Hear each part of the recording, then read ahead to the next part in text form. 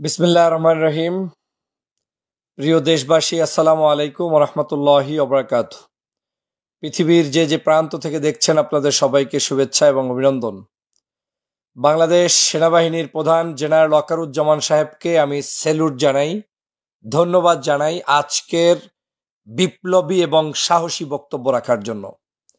আমি বেশ কিছুদিন পর্যন্ত রাজনৈতিক নেতাকর্মী, বাংলাদেশের রাজনৈতিক পরিস্থিতি নিয়ে আমি মন্তব্য করেছি, বক্তব্য দিয়েছি।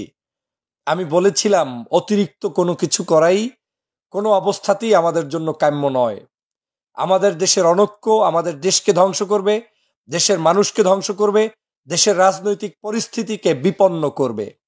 আজকের জেনারেল ওয়াকারুজ্জামান সাহেব সাহসী বক্তব্য রেখে রাজনীতিবিদদেরকে, দেশবাসীকে স্পষ্ট সতর্কতা জারি করার মধ্য দিয়ে আগামীর বাংলাদেশ কেমন হবে তার একটা কিন্তু নিদর্শন তিনি উপস্থাপন করেছেন। এখন রাজনীতিবিদরা যদি বুঝতে পারেন, বুঝলে আপনার জন্য কল্যাণ, যদি আপনি বুঝতে না পারেন, আপনার জন্য যা হওয়ার তাই হয়ে যাবে। আজকে তিনি বারবার করে বলেছেন এনাফ ইজ এনাফ, এখানেই স্টপ করতে হবে। 7-8 মাস পর্যন্ত তিনি দেখেছেন বাংলাদেশের পরিস্থিতি কি দাঁড়ায়, কি হচ্ছে। আমরা যদি কাদা ছড়াছড়ি করি, আমরা যদি মিলেমিশে না থাকি, আমরা যদি দেশকে ভালোর দিকে নিয়ে যেতে না চাই, তাহলে এই বাংলাদেশের জন্য এমন কিছু করা ঠিক হবে না যেটা করলে ক্ষতির কারণ হবে। তিনি ইশারা ইঙ্গিতে অনেক কিছু বুঝিয়ে দিয়েছেন। আমি বারবার বলেছিলাম আমাদেরকে শান্ত থাকতে হবে, সুষ্ঠু থাকতে হবে। এই দেশের সেনাবাহিনী এখন পর্যন্ত আমাদের কাছে সম্মানের কোনো সন্দেহ নাই। আজকে যদি সেনাবাহিনী জাতির ক্লান্তি লগ্নে 5ই আগস্ট ছাত্র জনতার বিপ্লবের সময় পাশে না থাকে, বাংলাদেশের পুলিশ বাহিনী ভেঙে চুরে গিয়েছিল, সেই সময় দেশকে রক্ষার জন্য ওই 7-8 দিন যে মানুষগুলো কাজ করেছে সেটা ছিল সেই সেনাবাহিনী। এখন পর্যন্ত যারা কাজ করছে সেটা হচ্ছে সেনাবাহিনী। সেনাবাহিনী তখন যদি আমাদের ছাত্র জনতার পাশে না দাঁড়াইতেন, তাহলে বাংলাদেশের এই 5ই আগস্টের স্বপ্ন বাস্তবায়নই হইতো না। স্বাধীনতা পেয়ে গেলাম, সব কিছু ভুলে যাচ্ছি, যে যার মতো চলছি, একে অপরকে কাদা ছড়াছড়ি করছি, মুক্তিযুদ্ধের ইতিহাস বিকৃত করা শুরু করে দিয়েছি, আওয়ামী লীগের মতো একে অপরকে দোষারোপ করছি। এই যদি হয় আমাদের কাজ, তখন সন্ত্রাস, চাঁদাবাজ, দুষ্ট লোকেরা সমাজের মধ্যে নতুন করে অশান্তি সৃষ্টি করবে। এটাই বাস্তবতা। আমি এই সেনার প্রধানকে, জেনারেল ওয়াকারুজ্জামান সাহেবকে স্পেশালি থ্যাঙ্কস দিতে চাই। আমি অপেক্ষায় ছিলাম আপনার থেকে এরকম একটি কঠিন বার্তার, যেই বার্তা দিলে বাংলাদেশের প্রত্যেকটি মানুষ যেমন আশান্বিত হবে, তেমনি ভাবে বাংলাদেশের সকল দুষ্ট লোকেরা শাস্তি পেয়ে যাবে, ভয় পেয়ে যাবে এবং তারা পালাতে বাধ্য হবে। আমি বলেছিলাম যে আপনার মতো করে, আমার মতো করে বাংলাদেশ সবাই চালাইতে চায় না, সবাই পারে না। সেনাবাহিনী একটা প্রতিষ্ঠান, রাষ্ট্র একটা প্রতিষ্ঠান, রাষ্ট্রের দায়িত্ব রয়েছে। এটা মামু বাড়ির আবদার নয়, যা ইচ্ছে তাই করবেন আর সবকিছু আপনার মতো হয়ে যাবে, এমনটা ভাবার কোনো সুযোগ নেই। সম্ভবত আমি যদি ভুল না করি, 1 মাস আগে আমার ভিডিও ছিল, এভাবে মাতলামি চলতে থাকলে বাংলাদেশের সেনা শাসন আসতেও সময় লাগবে না। আজকের সেনাপ্রধানের বক্তব্যে যদি রাজনীতি করেন, যদি বিশ্লেষণ করেন, যদি বুদ্ধিজীবী হন, যদি বোধ বাস্য কিছু থেকে থাকে, তাহলে বুঝতে হবে কোন দিকে যাচ্ছে আগামীর বাংলাদেশ। অতএব এখনো সাবধান হওয়ার সুযোগ, এখনো আপনাকে সেই সুযোগ নিয়ে এগিয়ে যেতে হবে। এই দেশটাকে কোনো 5ই আগস্ট যে সংগঠিত হয়েছে, মনে মনে ভাববেন না যে আপনার কোনো একটা কারামতির কারণেই সংগঠিত হয়েছে। আল্লাহ সুযোগ দিয়েছে, কিন্তু there is a big plan. এই প্ল্যানকে আপনার যদি বাংলাদেশের সুষ্ঠু ধারায় বিচরণ করাতে চান, তাহলে সুষ্ঠু ধারায় রাজনীতি করতে হবে, সুষ্ঠু ধারায় দলগুলোকে দেশের জন্য কাজ করতে হবে। কিন্তু যারা এটা পারবে না, তারা দেশটাকে ধ্বংস করে দিবে, দেশটাকে শেষ করে দিবে। প্রিয় বন্ধুরা আমার, আমি সে কারণে আজকের সেনাপ্রধান জেনারেল ওয়াকারুজ্জামান সাহেবকে ধন্যবাদ জানাই। ওনার এই বক্তব্যটা আমি 3 থেকে 4 বার শোনার চেষ্টা করেছি। আমি প্রত্যেকটা অক্ষর, শব্দ চয়নগুলো থেকে জানার চেষ্টা করেছি, বোঝার চেষ্টা করেছি কি সে বলতে চায়। তার কথা একটাই, আমাদের কোনো আশা নেই, আমাদের কোনো ভিন্ন পরিকল্পনা নেই। আমরা চাই বাংলাদেশটা আপনাদের মাধ্যমে চলুক। নির্বাচন যথাসময়ে হবে। 18 মাস সময় চেয়েছিলেন, সেই 18 মাসের মধ্যেই নির্বাচন দিতে চায়। বলেছেন ডিসেম্বর কিংবা আকপিচ করে যে কোনো সময়ই হবে। অতএব ওনাদের ক্ষমতার কোনো লোভ নেই। কিন্তু এটা নিয়ে এত কসলাকসলির কি আছে? যারা এগুলো নিয়ে বেশি মোড়ামুড়ি করতেছেন তারা যে দলের ক্ষতি করছেন এটাও আপনি বুঝেন না। নির্বাচন যথাসময়ে হবে, সংস্কার যথাসময়ে হবে, যতটুকু হওয়া দরকার ততটুকুই হবে। অতিরিক্ত যারা করছেন তারা ফান্দে পড়ছেন, এর বিকল্প আর কিছুই নয়। উনি বলছে আমাদের কিন্তু অত ইচ্ছা নাই, আমাদের কিন্তু রাষ্ট্র ক্ষমতায় ভিন্ন কোনো জায়গায় ভিন্ন কিছু করার উদ্দেশ্য তাদের নাই। এটা কিন্তু উনি ইশারা ইঙ্গিতে বুঝাচ্ছেন। কিন্তু পরিস্থিতি যদি এমন হয়, দেশ যদি স্বাধীনতা বিপন্ন হয়, তাহলে সতর্ক করে দিয়েছেন, আঙ্গুল ঝুলিয়ে ঝুলিয়ে সতর্ক করে দিয়েছেন যে আজকের সতর্ক করে দিলাম, এইভাবেই যদি চলতে থাকে তাহলে এনাফ ইজ এনাফ, এখানেই ফুল স্টপ, এখান থেকেই ভিন্ন কিছু চিন্তা এমনও হতে পারে তারা করতে পারে। অতএব যারা যারা রাজনীতিতে 12 দিনের মধ্যে 15 দিনের মধ্যে রাষ্ট্র ক্ষমতায় চলে এসেছেন, চলে আসতে চাচ্ছেন, আসবেন, সবার আগে নিজেকে সংশোধন করুন, সবার আগে আমাকে সংশোধন করুন, সবার আগে রাষ্ট্র নিয়ে চিন্তা করুন, রাষ্ট্রের ভবিষ্যৎ নিয়ে চিন্তা করুন, মানুষকে নিয়ে চিন্তা করুন, মানুষের জীবন নিয়ে চিন্তা করুন। রাজনীতিতে বিশৃঙ্খলা তৈরি করার মধ্য দিয়ে রাজনীতি নয়, রাজনীতিতে বিশৃঙ্খলাকে দমন করে সুষ্ঠু ধারায় দেশ পরিচালনার নামই রাজনীতি। আমি সব সময় বলে আসছি, একটি গোষ্ঠী বাংলাদেশে নৈরাজ্য সৃষ্টি করতে চায়, আর সেই নৈরাজ্যের সাথে আওয়ামী লীগ বাতাস দিতে চায়। আওয়ামী লীগের ষড়যন্ত্র বন্ধ হয়নি। 5ই আগস্ট যে কারণে সংগঠিত হয়েছে, সেই দিকে আমাদেরকে খেয়াল রাখতে হবে। জনগণের অধিকারকে হরণ করেছে ফ্যাসিবাদী শেখ হাসিনা, অবৈধভাবে বাংলার জনগণের অধিকারকে সম্পূর্ণ ধ্বংস করে দিয়ে একক শাসন কায়েম করে এদেশের সবাইকে বিতর্কিত করেছে। মনে রাখবেন, বাংলাদেশে আগামী দিনের এই বাংলাদেশ চালাতে হলে আপনি আমি কি পারবো? এখনই আপনি আমি বলছি, যেই পুলিশের বিরুদ্ধে আমরা স্লোগান তুলেছি, দুর্বল পুলিশ, আওয়ামী লীগের পুলিশ, আমরাই কিন্তু আবার বলছি পুলিশ ছাড়া রাষ্ট্র চলে না। তার মানে আমরা পুলিশের বিরুদ্ধে না, সংস্কার করতে চাই দেশপ্রেমিক মানুষ নিয়ে পুলিশ সাজাতে। কিন্তু পুলিশ ছাড়া যে রাষ্ট্র চলে না এটা তো আর বলার অপেক্ষা রাখে না। পুলিশ ছাড়া যেমন রাষ্ট্র চলে না, সেনাবাহিনী ছাড়া দেশের স্বাধীনতা সার্বভৌমত্ব টিকবে না। কথায় কথায় সেনাবাহিনীর বিরুদ্ধে জনগণকে উস্কে দেওয়ার মানসিকতা পরিহার করতে হবে। শহীদ আজকে যারা হয়েছে তারা এই বাংলাদেশের জন্য শহীদ হয়েছে। এই শহীদি মানুষের দিকে তাকিয়ে দেশের জন্য কাজ করতে হবে। প্রিয় বন্ধুরা আমার, সেনাবাহিনী বাংলাদেশের জাতীয় সম্পদ। আমি সেনাবাহিনীর প্রধানের উপরে শুরু থেকে বক্তব্য দিয়ে বলে এসেছিলাম যে উনি কোন ভাষায় আপনার সহযোগিতা করবে সেটা আপনাকে লেখে লেখে করতে হবে এমনটা না। গত 16 বছর বহু সেনা প্রধান ছিলেন, কেউ তো আমাকে 5ই আগস্ট এসে এরকম আরো বহু কাণ্ড পূর্বেও ঘটাইতে পারতেন, কেউ তো আসেন নাই। কেউ যেহেতু আমার পাশে সাহায্য করতে পারে নাই, যেই লোকটি পেরেছে, যেই লোকটি আয়না ঘর থেকে মানুষগুলোকে বের করে আনতে পেরেছে, যেই লোকটি বাংলাদেশের রাজনৈতিক অঙ্গনে রাজনৈতিক দলগুলোকে রাজনীতির সুযোগ করে দিতে পেরেছে, সেই লোকটাকে অতিরিক্ত চাপাচাপি করার কিছু নেই। আপনি চাপতে গিয়ে আপনিই ক্ষতিগ্রস্ত হবেন। এই সেনাপ্রধান তার দায়িত্ব পালন করা তিনি হয়তো চেয়েছিলেন, আমার যে ধারণা, আমার কাছে মনে হচ্ছে সেনাপ্রধান হয়তো এই গত 8 মাস পর্যন্ত চেয়েছিলেন দেখি শালারা কি করে, সহজ বাংলায় দেখি ওরা কি করে।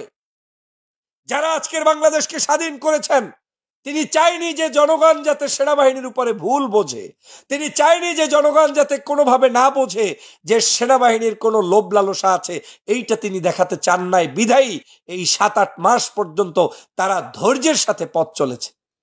কিন্তু ধৈর্য তাদেরও দায়িত্ব আছে, আমি তো এটার পক্ষে। আজ যদি বাংলাদেশকে বিশৃঙ্খল সৃষ্টি করে কোনো একটি দেশের এজেন্ডা বাস্তবায়নের জন্য কিংবা কোনো একটি দলের এজেন্ডা বাস্তবায়নের জন্য বিশেষভাবে এই দেশটাকে কেউ ধ্বংস করতে চায়, তখন প্রয়োজনে সেনাবাহিনী সমগ্র জনপদের প্রত্যেকটি প্রান্তে গিয়ে দেশ রক্ষার জন্য তারা দেশের সাহসিক ভূমিকা পালন করতে পারবে। সেটার পক্ষে তো আমিও থাকবো, কারণ আমি এই দেশ তো চোর ডাকাতদের হাতে ছেড়ে দিতে পারি না। আমি এই দেশ তো কোনো গাঁজাখড়ি মানুষের কাছে ছেড়ে দিতে পারি না। আমি এই দেশকে কোনোভাবে কোনো অগণতান্ত্রিক মানুষের কাছে দিয়ে দিতে পারি না। আমি যা চাবো তাই।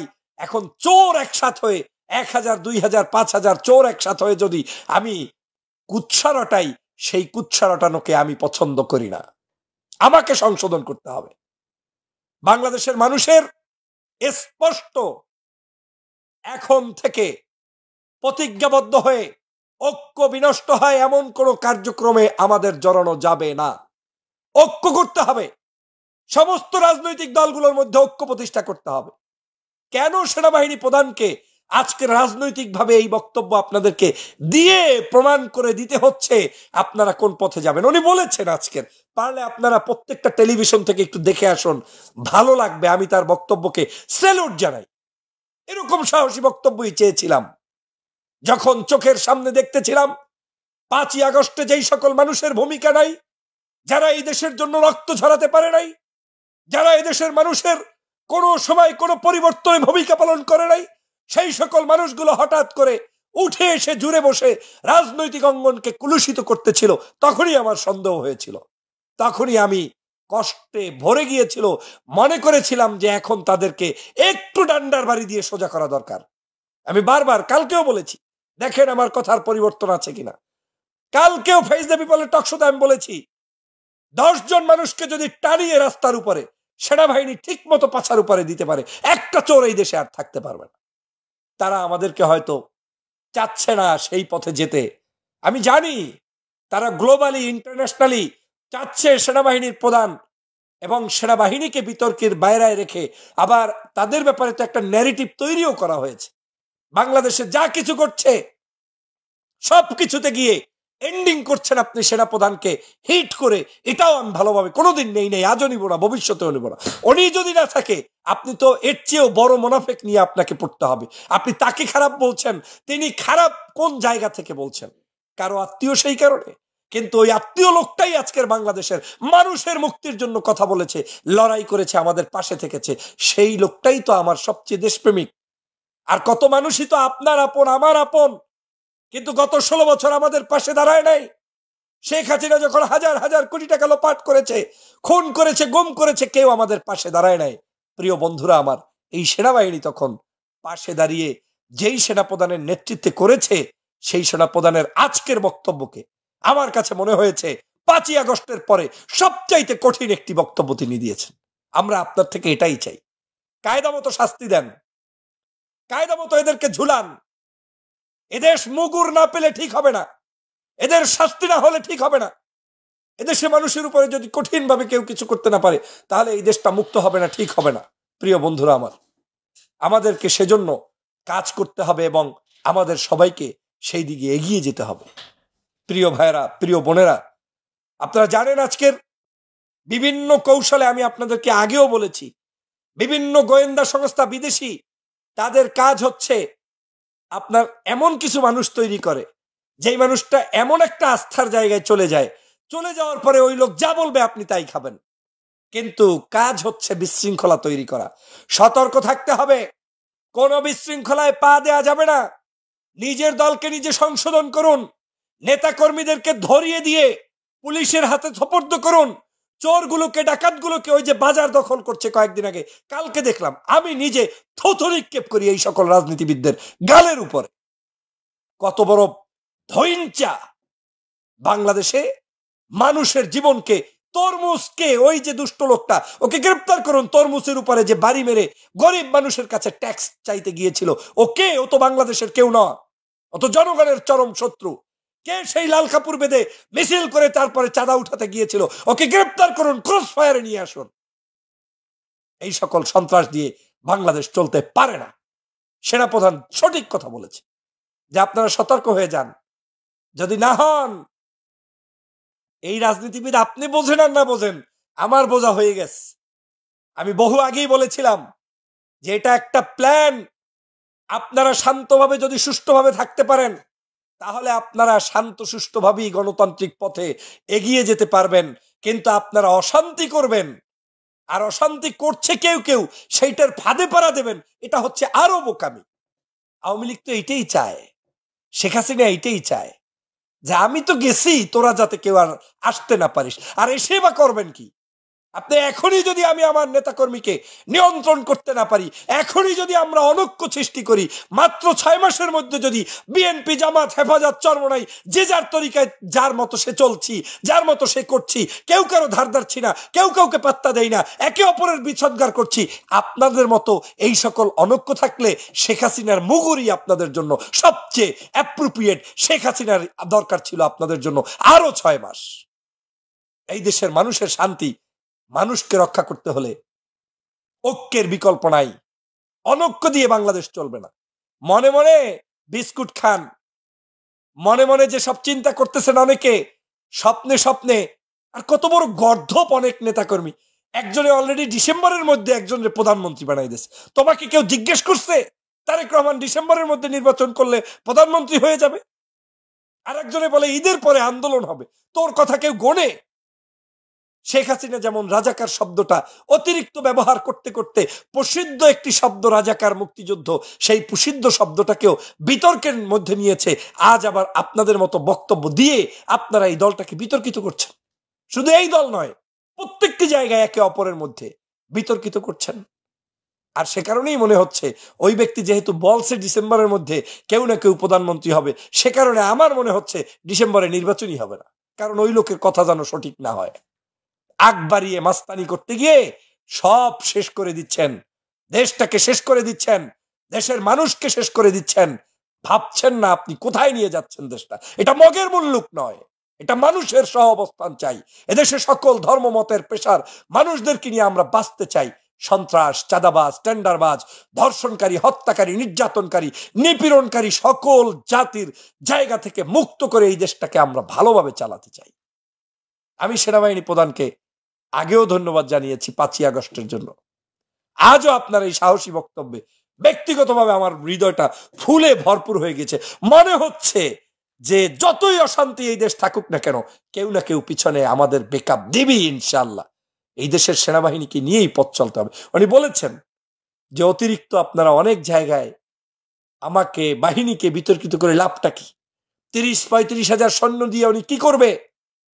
আপনার সারা বাংলাদেশের রাস্তাঘাট, অলিতে গলিতে আপনাদের অনৈক্যের সুযোগ নিয়ে আজকের এই চোরেরা চুরি করছে, ডাকাতরা ডাকাতি করছে। এই সুযোগটা রাজনীতিবিদরা কেন দিচ্ছেন? বাংলাদেশের রাজনীতিবিদদের এত শক্তি কোত্থেকে চলে আসলো যে একেবারে মাত্র 8 মাসের মধ্যে যা ইচ্ছে তাই পারেন, এটা পারেন, সেটা পারেন। এত বছর কোথায় ছিলেন? অতএব এই দেশপ্রেমিক বাহিনী, সেনা, নৌ, বিমান বাহিনী, তাদেরকে শক্তিশালী যেমন করতে হবে, অন্যায় করলে অন্যায়ের শাস্তি দিতে হবে। সে আমি করলে আমাকেও লটকিয়ে বিচার করতে হবে। সহজ বাক্যের কথা। এই দেশে কোন সন্ত্রাসী, কোন অন্যায় আচরণকারী, জনগণের উপরে জুলুমকারী কোন ব্যক্তি, সে আমি সহ কাউকে স্থান দেওয়ার সুযোগ নেই। বাংলার জনপদকে মুক্তির জন্যই আমরা স্বাধীন করেছি 5 তারিখ। অতএব দেশের রাজনীতি হোক মুক্ত, অতএব দেশের রাজনীতি হোক সুন্দর, এদের এই দেশটা চলুক সুন্দরভাবে, সেটাই আমরা কামনা করি। কিন্তু সেই সুন্দর পথে কারা কারা বাধা দিচ্ছেন তাদেরকে সতর্ক হতে হবে সেনাপ্রধানের আজকের বক্তব্যের মধ্য দিয়ে। আমি কিন্তু স্পষ্ট, আমার কাছে মনে হচ্ছে যে যাই বলেন না কেন, আরো যদি কিছুদিন এইরকম অতিরঞ্জিত কিছু করেন, নিশ্চিত থাকেন নির্বাচন এগুলো সব খালে যাবে, কিচ্ছু লাভ হবে না। আরে আগে তো দেশ বাঁচাতে হবে, মানুষ বাঁচাতে হবে। পরিস্থিতি আপনারা সেই দিকে নিচ্ছেন। পরিস্থিতি আপনার নেতাকর্মী আপনি নিয়ন্ত্রণে রাখুন, আমার নেতাকর্মী আমি নিয়ন্ত্রণে রাখি। 5 তারিখের পর থেকে 8 দিন পর্যন্ত পুলিশ ছাড়া রাষ্ট্রটাকে আমরা যেভাবে পাহারা দিয়ে রেখেছি, সেই রকম পাহারা দিয়ে আমাদেরকে এই দেশটাকে লালন পালন করতে হবে। সবকিছু রিফর্ম হওয়ার পরই আপনি ভালো কিছু চিন্তা করবেন। সারা দেশে আমাদের এখন ইউনিয়ন চেয়ারম্যান দরকার, মেম্বার দরকার, উপজেলা নির্বাচন দরকার, প্রত্যেকটা স্থানীয় নির্বাচন দরকার। স্বার্থবাদী কিছু মানুষ এটাকেও বিতর্ক করছে, লাভ নেই। জনগণ যেটা চায় সেটাই হবে। এই নির্বাচনের মধ্য দিয়ে জনগণের সরকার প্রতিষ্ঠা করতে হবে। মানুষ ভোট দিয়ে দিয়ে তার নির্বাচিত ব্যক্তিগুলোকে বসিয়ে দিয়ে সুন্দরভাবে সেখানে তারা আজকের দেশটাকে গঠন করতে পারবে। অতএব সরকার যে সঠিক যেই সংস্কারগুলো করলে দেশের বৃহত্তর উপকার হবে, আপনার ক্ষতি হইতে পারে, আমার ক্ষতি হইতে পারে, কিন্তু দেশের উপকার হবে। আরে ভাই, সেটাই তো সঠিক রাজনীতি। এত স্বার্থপর কেন? এত নিজের চিন্তা কেন করি আমরা? আমি কি পারবো না পারবো এই কারণে আমার এটা পছন্দ হয় না, এই সব কথা বললে লাভ নেই। জনতা কি চায়, জনগণ কি চায়, সেটাই আমাদেরকে, আমাদের সবাইকে নিয়ে কাজ করতে হবে, এগিয়ে যেতে হবে, এবং দলমতের নির্বিশেষে ঐক্যবদ্ধভাবে জাতির প্রত্যাশা পূরণ করতে হবে।